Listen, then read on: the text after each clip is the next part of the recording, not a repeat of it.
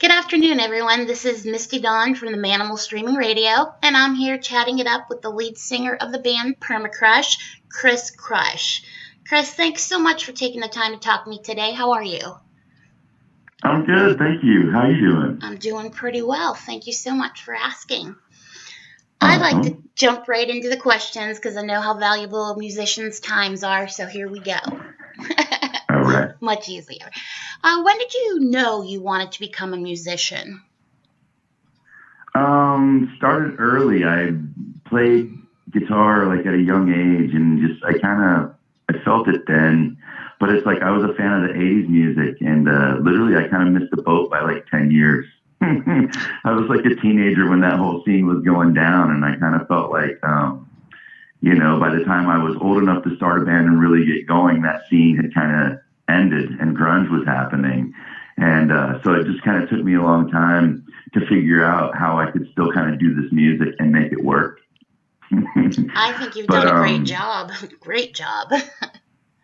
Yeah, I appreciate that. But yeah, so Permacrush is basically, it's like a 80s inspired kind of thing. And I had moved to Florida for a few years and went to grad school and ended up with a corporate job that I didn't really like. And I'm from Indiana originally, so I had moved back home and was kind of trying to figure out what to do. And at that point, I just kind of decided to start a band. I was like, why work in the corporate world when you can just rock? Absolutely. Yeah, I came from, doing, working, in customer service and all that stuff. But when you find that niche that you fit in perfectly, that's when you know you're on the right track. So that's awesome. I'm so glad that happened for you. Thank you. Who are some of your actual musical influences that you have listened to over and over? I probably would start with like Guns N' Roses. They were the main ones. It's like being from Indiana. It's like Axl and Izzy Stradlin were both from Lafayette. And it was just kind of, as a kid seeing them be able to move to LA and just become huge. It's like the Welcome to the Jungle video where Axl steps off the bus in LA and it's like, do you know where you are? You're in the jungle. And I always had that fantasy as a kid to kind of wonder what LA and Hollywood was really like. And a few years ago, I ended up moving to California. I was in San Diego for 5 years and we started doing more shows at Whiskey A Go Go. So it just kind of moved from there. But I guess back to influences, Led Zeppelin, Motley Crue, Van Halen, just a lot of the 80s bands, Rat, Dokken, Tesla, those types of bands. I'm also a fan of like the 60s music, like the Beatles and Pink Floyd and the Doors. So it's a lot of classic rock is my background. I hear that. That's where it's all at. That's the way I look at it. Yeah. Now, do you come from a musical family? Not so much. It's like my mom was artistic, but not really musical, and my dad didn't play any instruments, so it's just kind of something I picked up on my own. How long have you and your other bandmates known each other? I basically started Permacrush in 2005. So the original band, we were touring the Midwest and did some things there. And basically people were like, why don't you move to California? And the other guys had day jobs, so they couldn't go. And it was pretty much, I moved to California and started over completely. And when I got out here, it took me a while to kind of assemble the band that I have now. But one of the first guys I found was Alex Tuccio, the drummer for Permacrush. And he's been consistent, and we've just kind of gone from there. And I currently have Brett Baugh on guitar. Brett's another guy from San Diego. And that was kind of a problem is when we started gigging in Los Angeles, having to drive from San Diego to LA and back. So that was another motivation for me moving to Hollywood. Now back onto the vintage music, the classic rock. You have that vintage Sunset Strip sound. There's no denying that. And obviously that's what you were going for. Or did your sound just kind of develop like that, or was that definitely the way you wanted to go immediately? Yeah, it was definitely intentional. It's like when I first, in 2005 started this band as like an 80s inspired rock, it's like it wasn't very well received. And And I was in Indiana at the time, and there was a lot of really just heavier, darker metal. It was more of a metal scene, and then there was kind of like the hipster kind of thing happening. But yes, we really didn't fit. And then I kind of found when I moved to Hollywood that a lot of those people who still, who loved that music back in the '80s were still in Hollywood. So I kind of tapped into that crowd as a fan base. And yeah, I've just noticed a little more success in Hollywood since I made the move. Now, you've opened for some really heavy hitters. Stephen Pearcy, LA Guns, Faster Pussycat, Don Dokken. How incredible was that feeling opening for these people? It's still incredible. It's like something, obviously when I was a kid, these guys were my idols, and I just enjoyed the tunes and would go see shows whenever I could. And now it's just kind of come full circle where the band is opening shows, and I'm getting to meet these guys and hang out with them, and certain cases get to know them. Like Stephen Pearcy over the years, I've gotten to know pretty well. He's always been great to me. I'm friends with his guitar player, Eric Ferentinos, and Eric has made some music with me and played some shows with Permacrush too. But yeah, it never gets old, and I'm always happy to continue to do it. I was going to say earlier when you mentioned about, hopping in your car and driving, it reminded me of that excerpt of the book of Stephen Pearcy's Rat and Roll. The part where he said that they were just driving. They throw everything in their car and just take off and go. And that seems to be the way of people finding their way on the Sunset Strip that way. Yeah. I mean, it seems like there's always something to do. There's always something going on. It's almost like there'll be nights when there's 2 or 3 events on the same night, and it's almost like you have to pick and choose what to go to. But I've been very fortunate that things have worked out kind of the way they have, and I've been able to at least get a foothold here and kind of establish the band. So far so good. That's incredible. That's amazing. So good for you. Now let's get into the video for Honey. Now, this was sponsored by Baron Yager, who makes honey liquor. How did that come into play for you? It was just the idea. The song obviously is called Honey. It's about an ex. And, I kind of refer to the situation. Hello? And Baron Yager being a honey liqueur, it just all kind of tied together. And I presented them with the idea, and they kind of agreed that it could work. So, we established a sponsorship, and now I kind of promote them, and they promote us, and it works out really good. I think that's key, especially, like you had MTV back in the day that was playing videos that promoted. Now bands don't have that anymore. So any way you can promote it and get it out there, that's perfect. Now that video has pretty much just. I'm sorry. No, go ahead. No, I was just going to say that it was one of those things where it was a big deal for us. And now that we've gotten that one, we've just found a few more companies that are interested in working with us. So more good things to come. Congratulations on that. Thank you. Now that video for Honey has over 100,000 plus hits on Facebook. How does that make you feel? It's been shocking, actually. I think up to this point, our most viewed video on Facebook was our baby video, and I think it only had a couple thousand views. That one did really well on YouTube. I think it's got almost 250,000 views on YouTube, but for Facebook, it never really took off. And I kind of wanted to change that. So I really focused on marketing the Honey video on Facebook instead of YouTube. And the numbers have flip-flopped. We are getting more views on Facebook now instead of YouTube.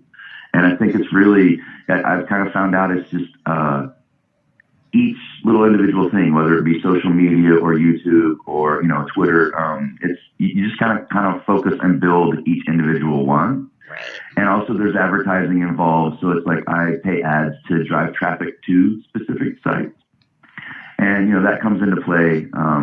It's like I've found in the past few years that I really have to spend as much or more money on promotion or marketing than I do to actually make the record. Oh my! It's just kind of like, when I go to do this, it's like out of pocket. It's the marketing is equally as important to me.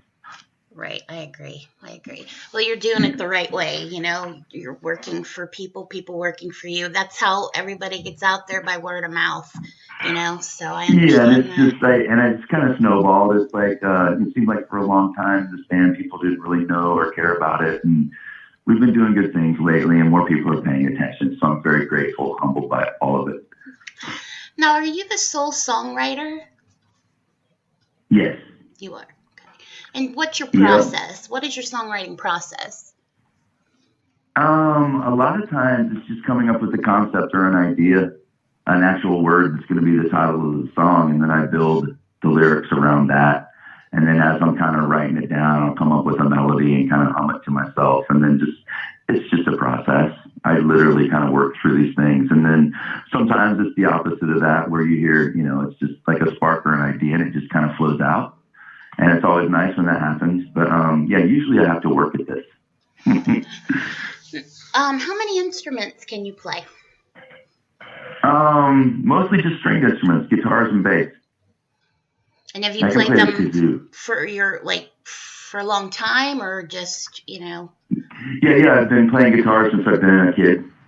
So, yes, that's the main one. And I really never, I don't play piano. I can't play drums. It's like I have a fascination with drummers because I can't do drums. So I work with a lot of different drummers. We've had Kenny Aronoff, like John Mellencamp's original drummer, played on some stuff. And I'm currently working with Matt Starr, the Mr. Big Drummer. And Sean Winchester, the drummer for Buck Cherry, is now playing with me in my cover band, Chris and the Dudes.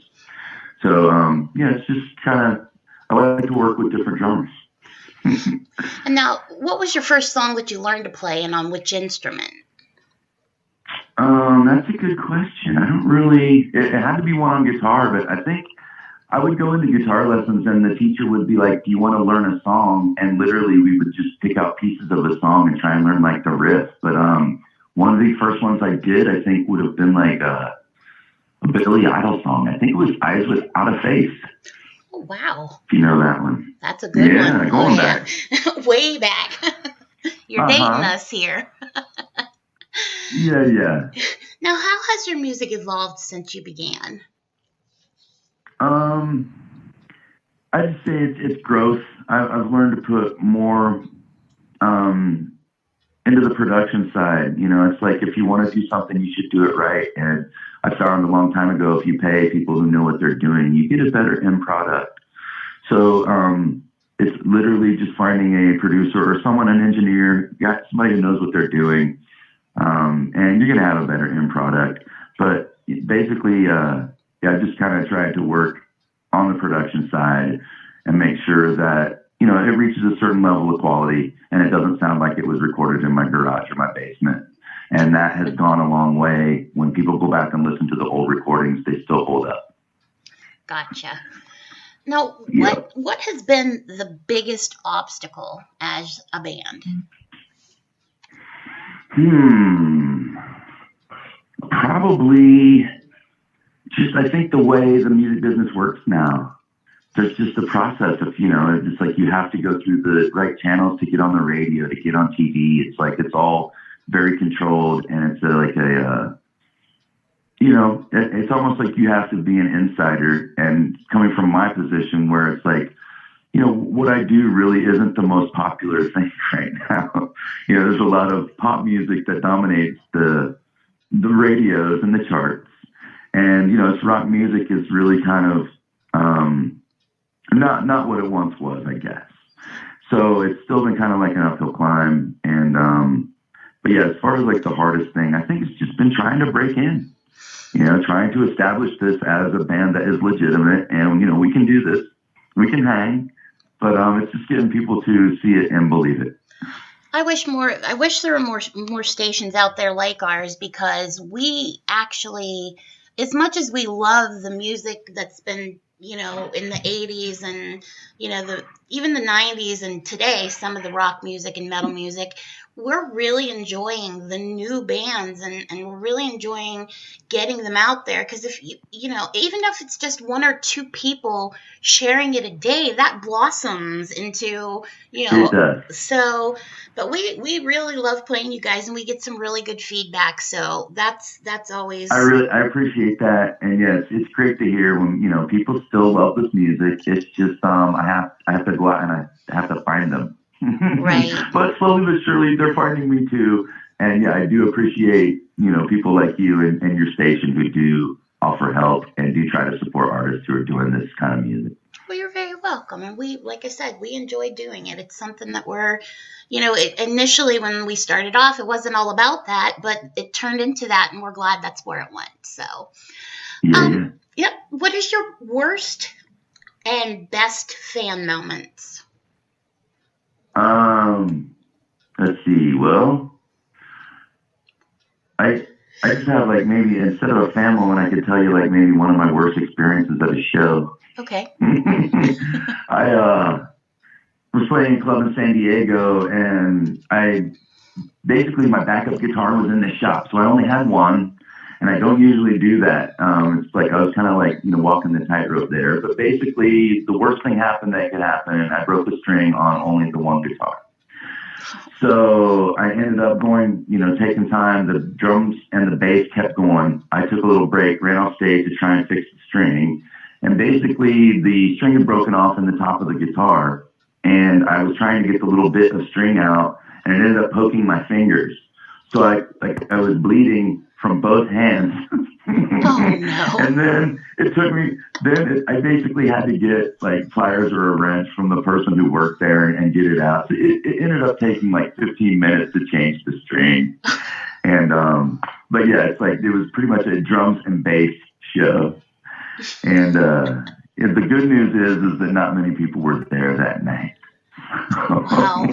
Silver linings. But yeah, yes. But as far as good fan moments, I mean, there's a lot. I'm very appreciative of people who care about this and enjoy what I do. And, you know, I try and give time to anyone who is willing to give time to me. That's great. Great thing to do and say.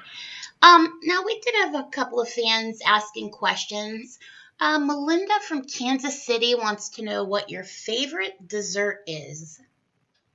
My favorite dessert? Mm-hmm. Wow, I just like chocolate of any kind. But yeah, I like all dessert. I don't really have a favorite. I like ice cream. Ice cream rocks too. Let me see here. I'm trying to find them again. KC I can't even read today, from Iowa, wants to know, what is your favorite movie actor? Favorite movie actor? Mm-hmm. Probably Johnny Depp. Good choice.